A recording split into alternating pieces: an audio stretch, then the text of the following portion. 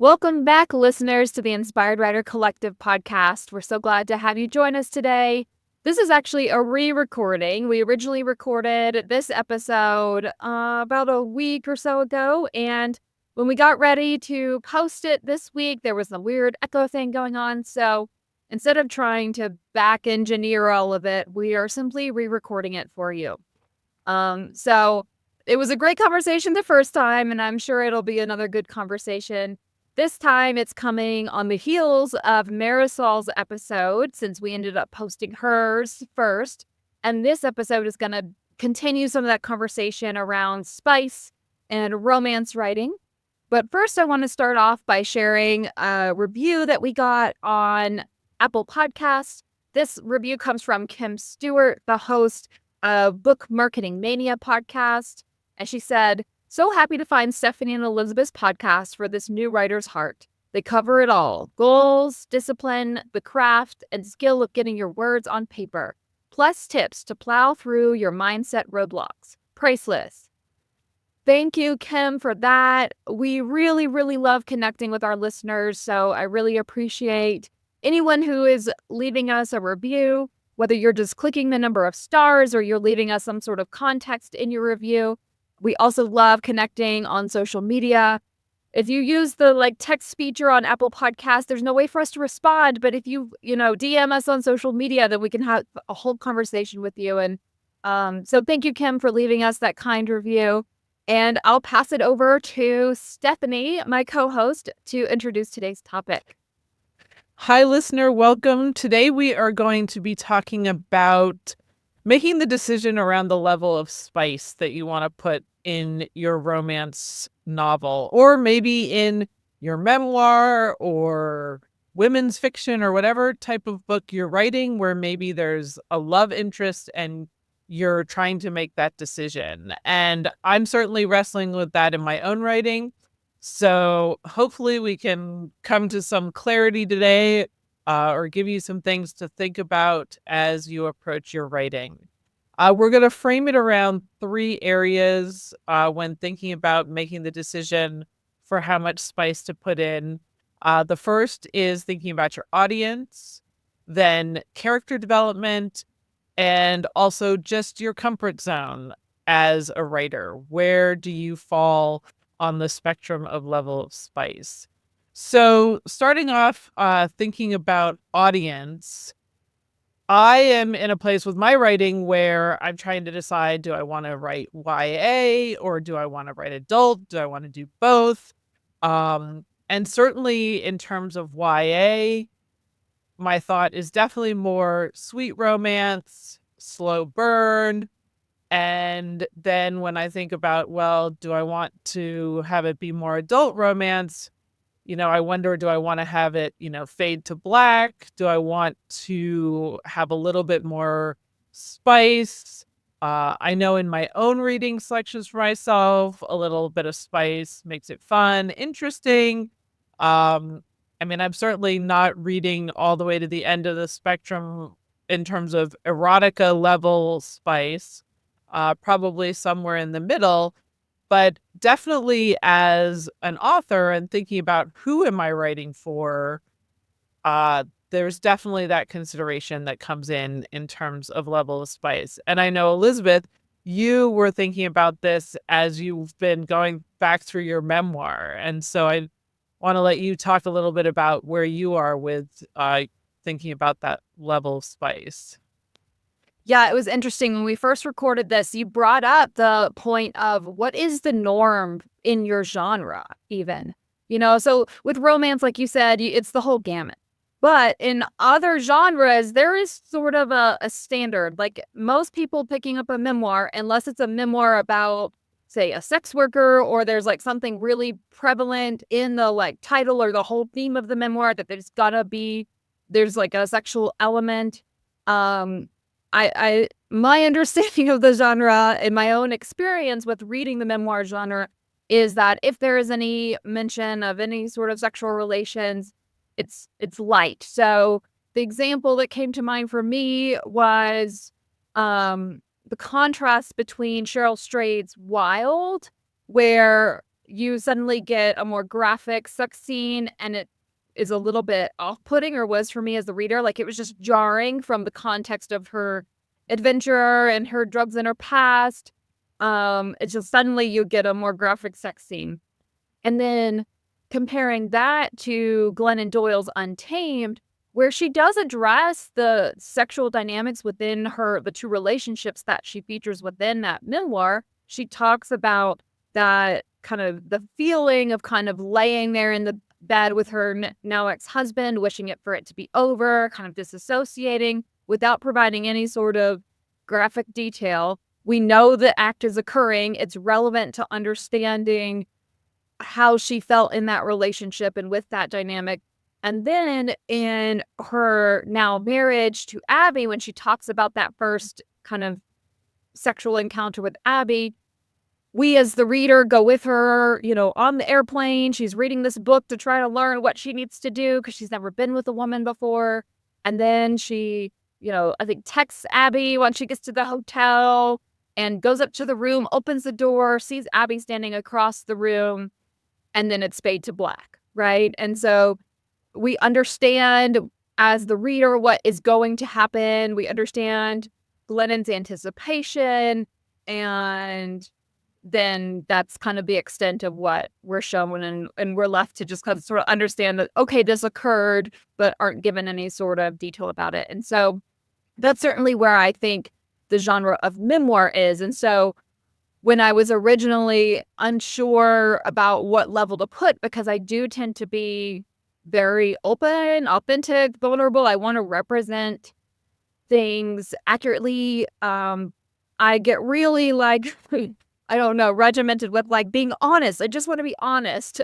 And so I have struggled with what level to put. And then thinking through this discussion with you in our first recording of it, it was really an aha moment for me that, yes, it needs to be alluded to because of the content that I'm focusing around. There's dynamics like a largely sexless relationship, an open marriage, and then a new relationship, and why that's so different, especially in that realm. So it's very relevant to the storyline. I can't just not say anything about it. But the whole concept of that sort of fade to black, or have the moment of the next day and you're reminiscing about it or referring to something that happened without putting the reader in that moment with you, that feels like what my reader is going to be expecting when they pick up a memoir. Well, and I think that makes a lot of sense. And it's a great segue actually into our next area of focus for this conversation around character development. Because, of course, as in a memoir, you're the character in your story. And then, of course, in fiction, you're creating the characters. And there's a lot that can be learned about who the character is with respect to intimate relationships and what you can learn from them. And so I think when you're determining the level of spice, it's a matter of, who is the character? And like you said, for yourself in your own book, you want to be open, real, and authentic, but then there's this piece of how much of it really needs to be told. And I think the same thing can apply to fiction, is thinking about, well, how much do I need to reveal about how intimate the characters are? And is it relevant to the development of the storyline? So if you have a high level of spice, does it fit within what you're trying to reveal about a character, about, how they feel about themselves, how they feel about the other person?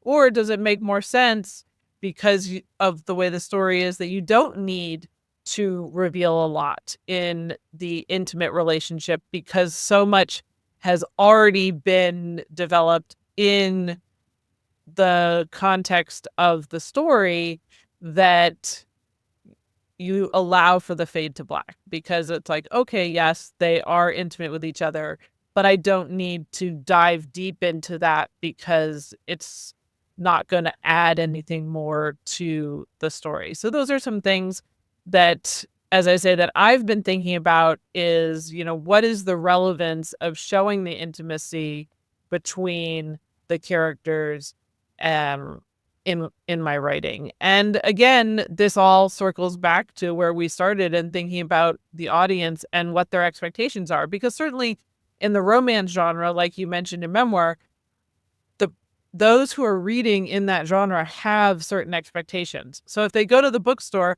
and they see, like, oh, this one has high spice, they're going to be expecting a certain experience when they're picking that book off the shelf.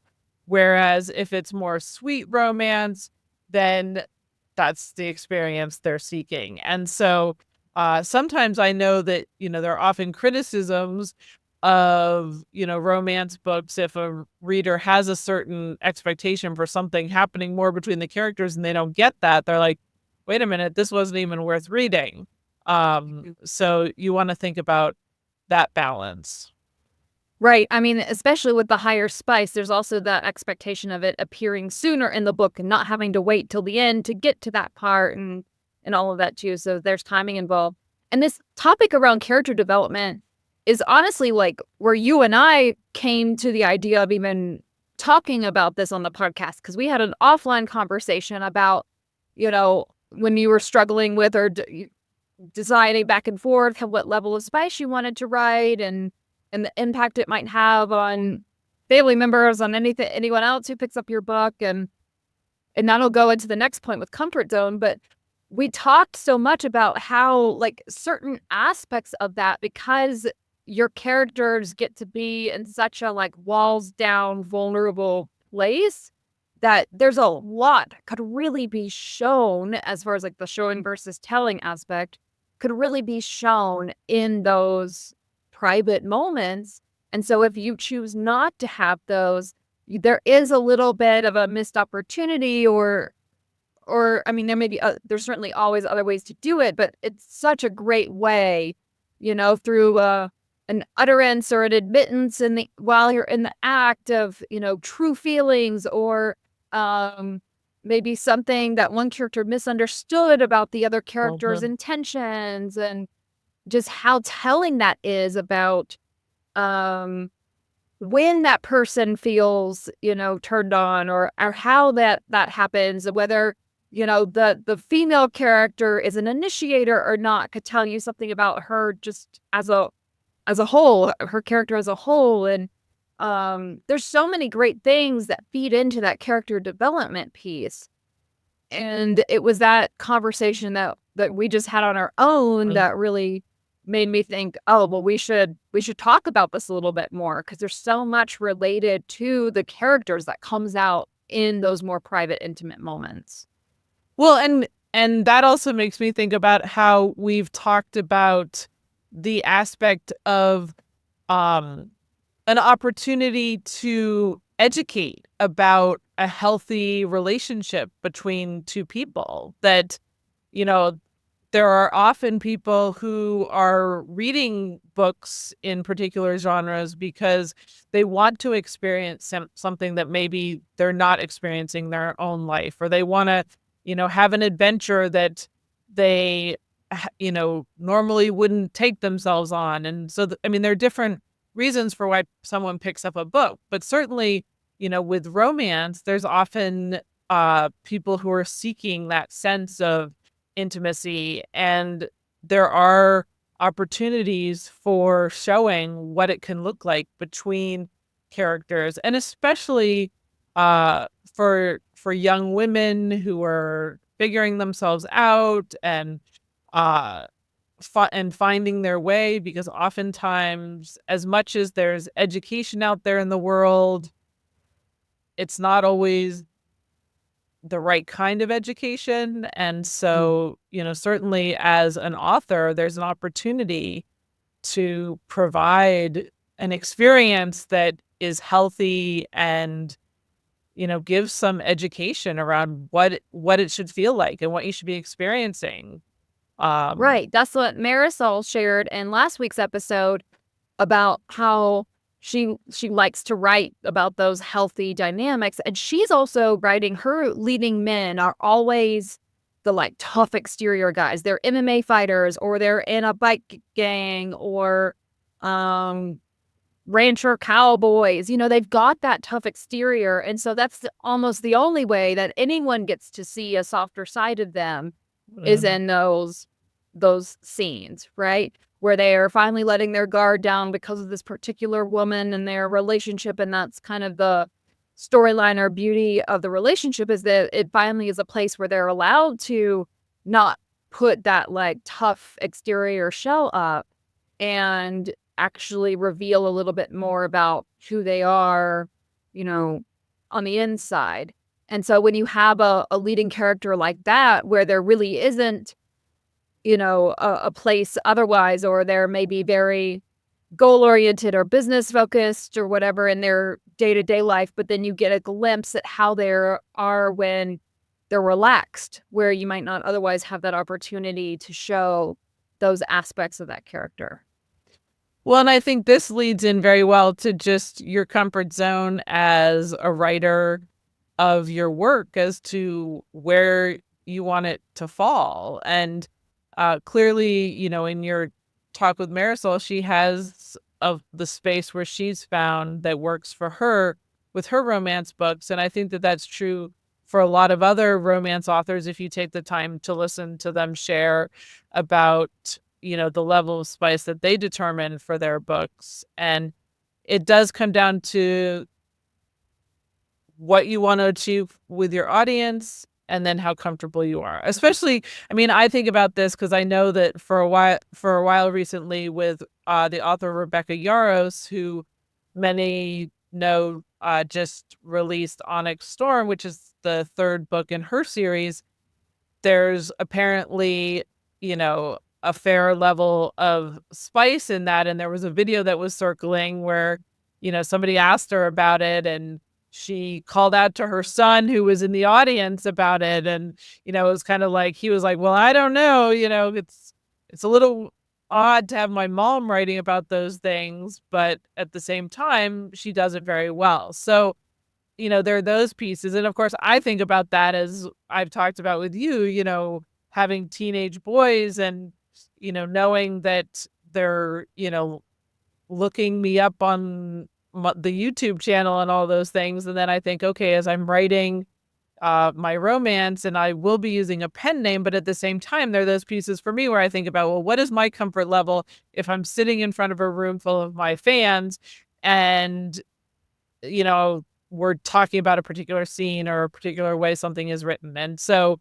I find that I'm pretty comfortable, but then I don't know if I'm on stage, would I feel different about, how that comes across. But I think in the end, it comes down to, what is the message? What am I trying to bring about in my writing? And does it advance the story? Does it advance the character development? And if it doesn't, then it shouldn't be there. I think if it doesn't advance the story in a positive way and it's just thrown in because you're like, oh, well, it's clearly going to sell a lot of books because people are going to be like, oh, they're, that's super spicy. So I'm going to go grab that and, read it and stuff. But again, if it's not of any value to the story, then like we talked about, it's not gonna work. Yeah, that's something that Tessa Bailey talks about in I saw an interview through our library that I was able to gain access to. And she's known for having like higher spice. And again, like even certain authors have reader expectations because as they write more and more romance books, as they have a backlist, there is a certain level of spice that your readers come to anticipate from you. And Tessa Bailey is one where her readers do expect and understand that there's going to be a good bit of spice. It's not that she's going to have a lot of scenes. I think the one I've read of hers maybe had like 3 or 4 intimate moments, but the things that the characters engaged in those moments is what increases the spice. That the ways that they vocalized their appreciation for one another increase the spice. It may get more of those chili peppers on the icons. But she made a point to say in that interview, about, how hard is it to write these scenes or anything like that. And she says, well, I really do enjoy writing them, but I'm always looking at it as, an opportunity to further the plot. I'm looking at what kind of things I can have one of my characters do or say that clues the other character into the fact that, you know, this person is actually really into them or has some vision for a future together, or there's been some clears up some misunderstanding. It's always to further the development of the plot. There is always something happening within that scene that is relevant to move the story forward. If you cut out that scene, you would lose a key part of the story. And so that is something that, even though she goes more towards the higher spice level, she is still writing with intention in those scenes. Well, and I think the fact that, as we've brought up different authors throughout this conversation, that it really points to, as a writer and author yourself, listener, to think about, who are the, authors that you admire, that are comparable to yours, and read some of those books and do some research on, what are current market trends around, the genre. And especially, as I say, I'm looking within romance and trying to determine, well, who are the authors that I would, compare myself to, and what is it that, those readers are expecting. And so doing a little deep dive into some of the kind of behind the scenes of the process, I think, is important with this. But overall, I mean, I really think the first place I start is just thinking about, does it fit in the story? And if it does fit in the story, how does it fit? Is it come across better with, more detail, less detail, and all of those pieces that we've talked about today? For sure, there's definitely ways that you can make it, regardless of what level you choose. You can make it, do something in the plot. You can make it, enhance your character development. I think the big of the three categories that we've talked about, it's that audience expectations, especially in regards to your genre, and then it's your comfort zone. If it doesn't fit, don't force it.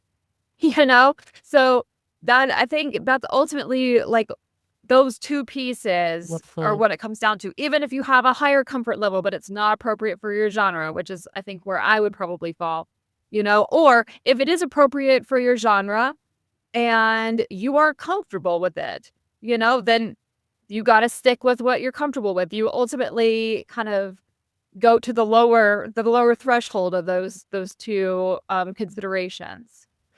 And listener, when you're thinking about your characters, in the show notes below, you'll find a link to our Coffee Chat with Characters resource that you can use that can help you with some prompts to think about your characters, who they are, how they would respond to different scenarios that you put them in. So if you're looking for a way to jumpstart your writing and jumpstart thinking about your characters, this is a fabulous resource. It's free.